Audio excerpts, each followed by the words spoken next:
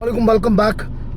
आज जो है हमारा डिस्कस मुल्की हालात के हवाले से कि जो बलूचिस्तान के अंदर समझ में नहीं आती कि इतने हालात ख़राब हैं। हालांकि पाकिस्तान का हिस्सा है कि वो इस चक्कर में लगे हुए कि वो पाकिस्तान से उस बलूचिस्तान को हम अलग करें, जो कि हो नहीं सकता। तो इंडिया भी इस चक्कर में पड़ा हुआ, लेकिन शायद इंडिया इस बात को भूल गया है कि आज से 1 साल पहले उनके साथ क्या धूल चटाई थी। इंडिया शायद इस गलत फहमी में जी रहा है कि शायद वो जितने भी जान लगा ले इंडिया, उसने आना है हमारे पाँव के नीचे ही, ठीक है ना। पाकिस्तान को तो किसी सूरत में बीट कर ही नहीं सकता जब तक आसिफ मुनीर जैसे आर्मी हमारे साथ हैं। अल्हम्दुलिल्लाह पाक आर्मी जब तक हमारे साथ है। तो नासिर भाई, आप क्या कहते हैं कि बलूचिस्तान के हालात ऐसे क्यों ख़राब है? क्या सिचुएशन है? क्या है क्या ये माजरा नहीं समझ में आ रहा, किस चक्कर में पड़े हैं वो लोग? आप कुछ बताना चाहेंगे इस पे?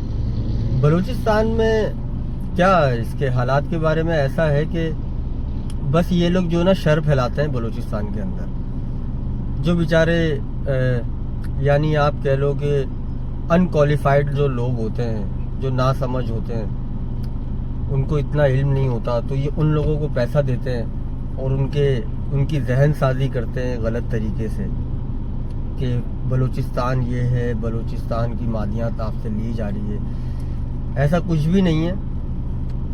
बस ये है कि इनको जो है ना पीछे से फंडिंग आती है बरतानिया से। इंडिया भी तो सपोर्ट करता है ना मेरे भाई। तो बरतानिया से इनको अभी बीच में इंडिया बड़ा खुश हो रहा था, पाकिस्तान के खिलाफ बोल रहे थे। तो मैं आपको बता रहा हूँ ना कि बलूचिस्तान में जो है ना, मतलब इंडिया में फंडिंग आती है। इंडिया जो है अफगानिस्तान को फंडिंग करता है और अफगानिस्तान जो है ना इन लोगों को ट्रेन करता है, ये कह के कि ये आपके लोगों को जो है ना, यानी आपके साथ जुल्म हो रहा है, ये हो रहा है। ऐसा कुछ भी नहीं है। मैं आपको बताऊं, जितनी सहूलत बलूचिस्तान के अंदर है ना, इन लोगों को किसी को सहूलत नहीं है। आप यहाँ पर 30 लाख रुपए की गाड़ी खरीद कर आप चलाते हो, सही है।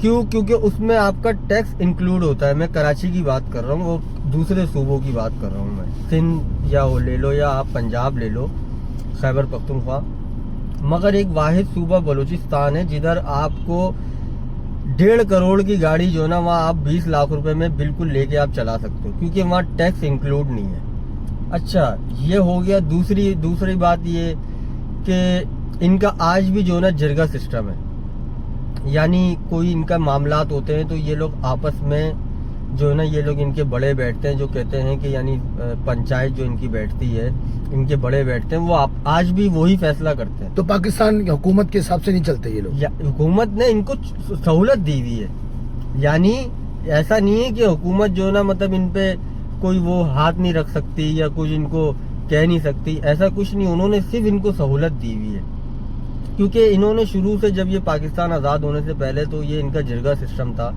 और ये इनका रिवायती कबीला सिस्टम चले आ रहा है कि कबीले फैसले करते हैं इनमें। तो आज भी यही है कि इनके कबीलों में ही फैसले होते हैं। तो इनको तो बहुत सारी छूट है। आप यहाँ से ले लो मिसाल कि भाई हम लोग 400 रुपये लीटर जो है ना पेट्रोल चला रहे हैं। आप अभी जाओ बलूचिस्तान, आप जितना अंदर जाओगे उतना कम में आपको पेट्रोल मिलेगा। कोई टैक्स इंक्लूड नहीं है, कोई वहाँ पे पंप नहीं है।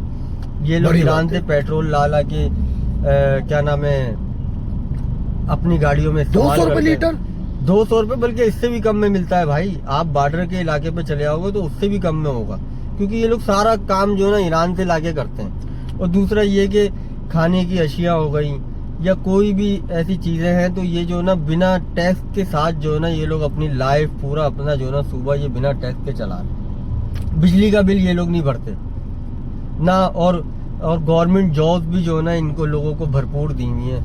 आप यकीन करो, मैं ऐसे लोगों को भी जानता हूँ कि जिसको यानी जो ना इखलाकियात के बारे में जरा सा नहीं पता, मगर वो 17 ग्रेड का गवर्नमेंट का अफसर है भाई, टीचर है वो। और उसके स्कूल के अंदर जो ना पाकिस्तानी कौमी तराना जो ना चलाना अलाउ नहीं था। अभी का मुझे नहीं पता मौजूदा सूरत हाल क्या है, मगर माजी में 1 साल पहले ये जो ट्रेन का हादसा होने से पहले, तो मैं वहीं था। तो मुझे एक शख्स ने बताया कि मैं जिसकी बात कर रहा हूँ 17 ग्रेड का अफसर, तो उन्होंने ही मुझे बताया कि हमारे स्कूल के अंदर जो है ना ये जो तराना हम पढ़ते हैं ये नहीं, मतलब पाकिस्तान का तराना नॉट अलाउड। तो ये तो अभी ये ट्रेन का जो इन लोगों ने अभी ये انہوں نے جو ایک جہالت کری اور منہ کی کھائی اپنی، تو اس کے بعد پھر ہمارے جو سپہ سالار ہے جنرل آصف منیر صاحب، انہوں نے پھر جو ہے نا ان کو جو صحیح سے جو ہے نا مطلب ایک کال دی کہ بھائی ہر اسکول کے اندر جو ہے نا ہمارا قومی ترانہ ہونا چاہیے، جو مطلب کہ لائن میں لے کر آئے کہ بھائی لائن میں رہو گے تو فائدے میں رہو گے. ہاں جو کہ ہونا چاہیے بھائی، پاکستان ہماری ریڈ لائن ہے. ہاں تو مختصر یہ ہے کہ ہمارے جو سپہ سالار ہیں جنرل آصف منیر صاحب، ان کا شکر گزار ہے کہ وہ ملکی حالات کو بڑی بہترین طریقے سے جو ہے نا وہ سنبھالے میں. ارے میرے بھائی پاکستان کی جو آرمی نا پوری دنیا میں میں سمجھتا ہوں نمبر 1 ہے، ٹھیک ہے نا. اس وجہ سے کوئی بھیڑتا نہیں ہم سے، اور کسی کی اوقات بھی نہیں ہے ہماری پاکستانی آرمی سے بھیڑنے کی. ہاں ٹھیک تو ہے نا. مختصر یہ ہے کہ اللہ ہمارے پاکستان کو سلامت رکھے اور زمینی آسمانی شر سے محفوظ رکھے. دشمنان پاکستان کا منہ کالا ہوگا انشاءاللہ. جیسے پچھلی دفعہ ہوا ہے، آئندہ بھی ہوگا. تو ہمیں اپنے پاکستان کے ساتھ کھڑا ہونا ہے، ہمیں اپنی آرمی کے ساتھ کھڑا ہونا ہے. پاکستان زندہ باد. پاکستان پائے.